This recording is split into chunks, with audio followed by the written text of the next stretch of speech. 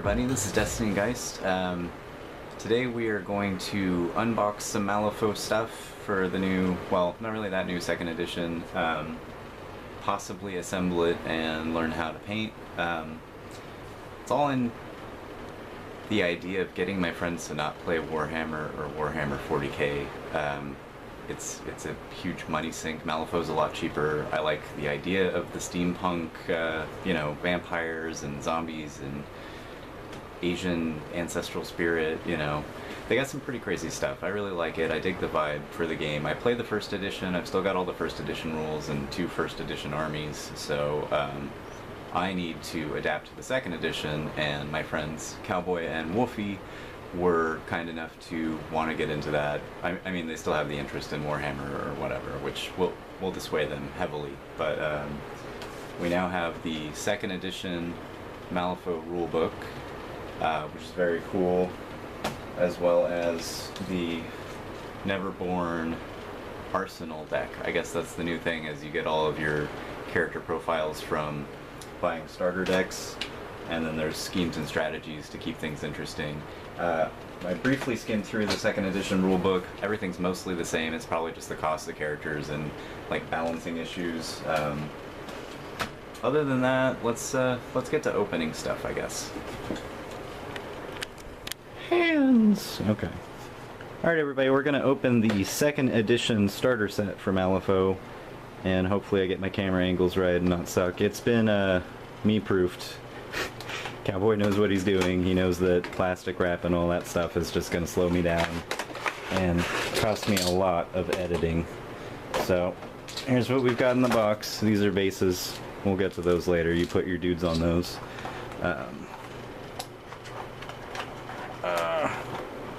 So much editing.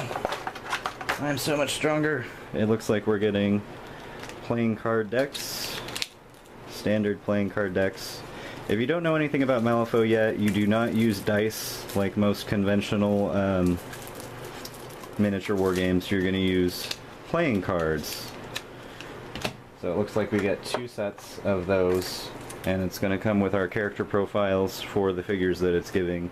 The starter set comes with Neverborn and the Guild, and I haven't really figured out which ones go to which. I'm pretty sure the demon guy is in the Neverborn, but we'll figure that out later too. Here's the sprues for our characters, which we will use X-Acto knives to separate them from, and then super glue them together, and then use the primer, and then paint them.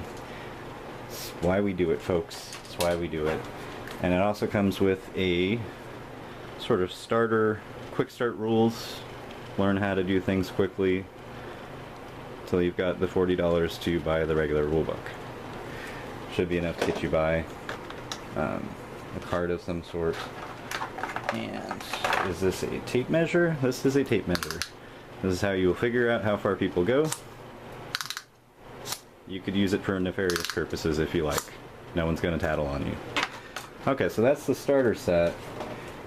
In addition to that, we also purchased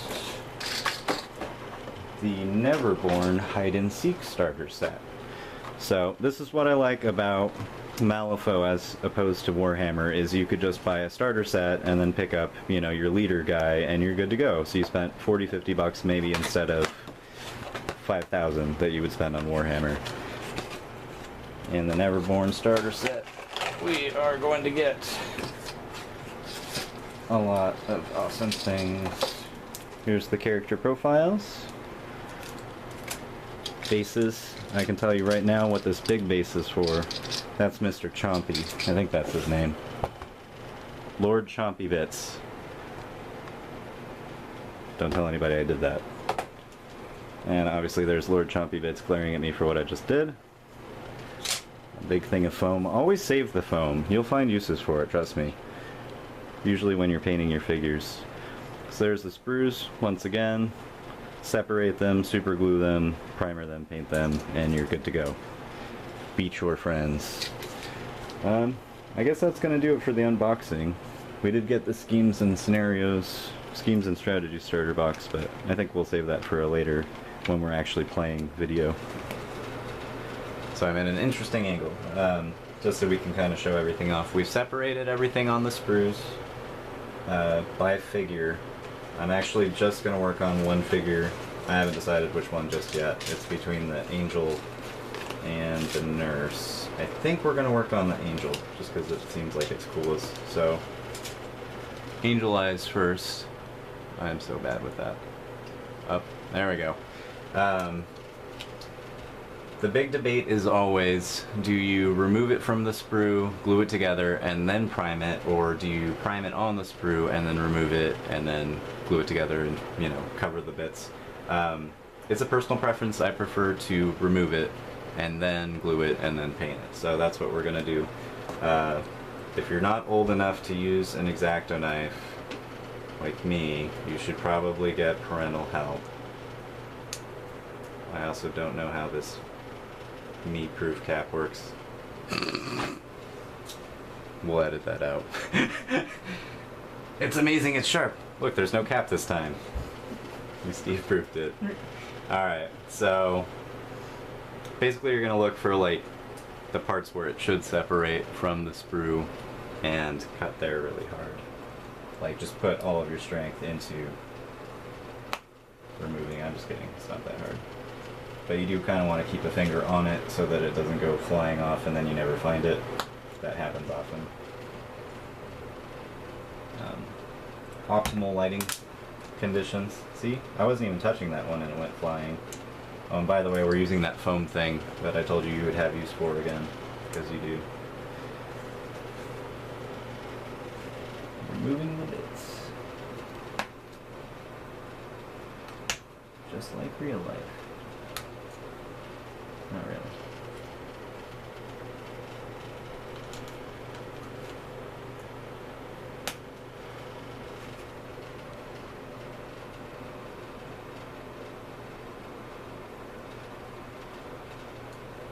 Plastic figures you have to be a lot more careful with than pewter figures because they can crack in half, or if you make the cut wrong, you might totally destroy the detail.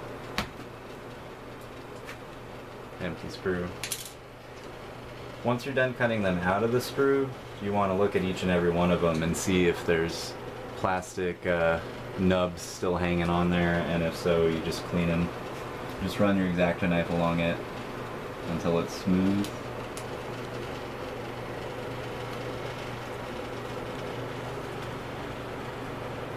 And then it should be ready for priming. Make sure to do that for all your figures, all the pieces.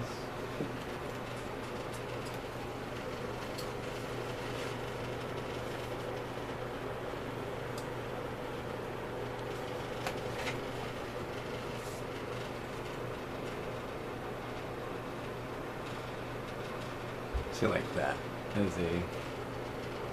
Why am I so bad at that? That is a prime example. If you can see it, the lighting might be bad. But there's a nub. We must cut the nub.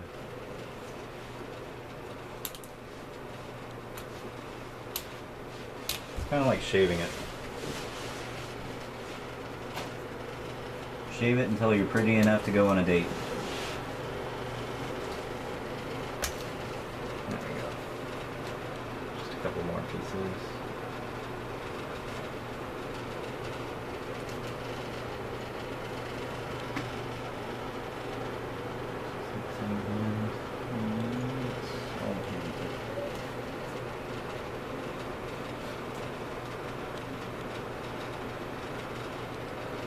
Alright, that should do it. Here, have a thing. I don't know where the lid went. Okay. Part 1 complete. Now for part 2. Put her arms where her legs go and glue them that way. Then she could be an Everborn, which is what she should be. I'm just kidding. Okay, so next we're going to take super glue. This can be the hard part. I'm going to make sure we get the right base too. For her to stand on. We'll do the base first or last.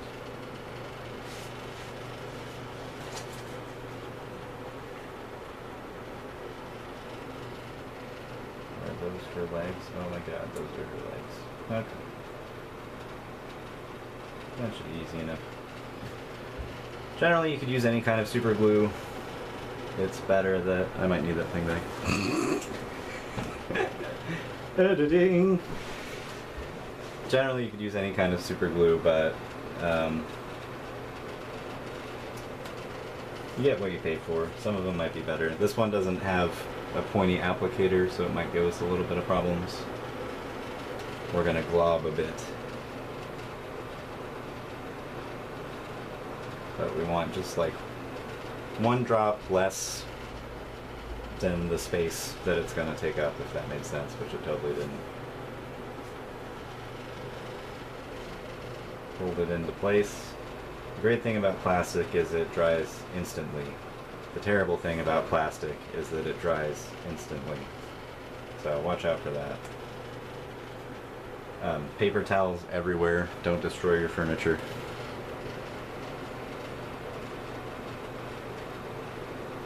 Tiniest amount of glue. Make sure you're not gluing legs on backwards. Look at that, instantly. With pewter, you've kind of got to sit there and hold it for like 5 minutes under a heat lamp while it dries. And that can be a real pain. So I'm just going to use this part next.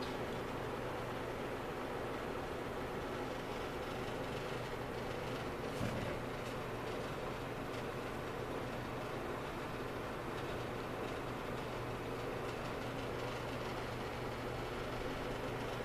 go. Almost instantly. God, I love plastic. Alright, one last part, just gotta glue her arms on.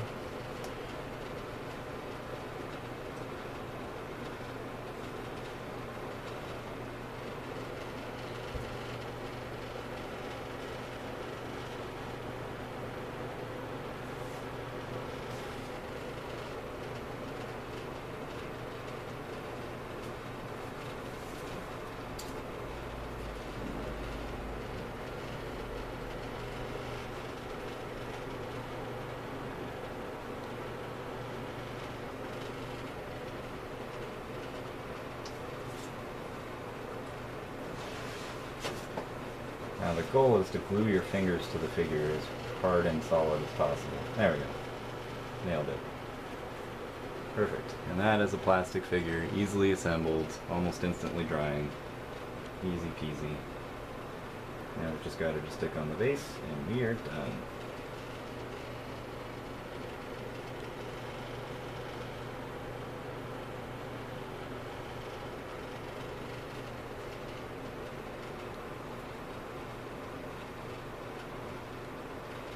She's got little dainty feet that might present a problem. There we go.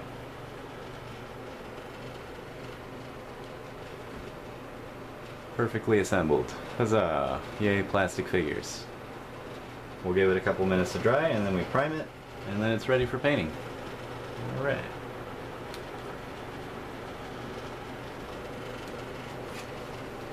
It's gonna look like this. Oh god, but better.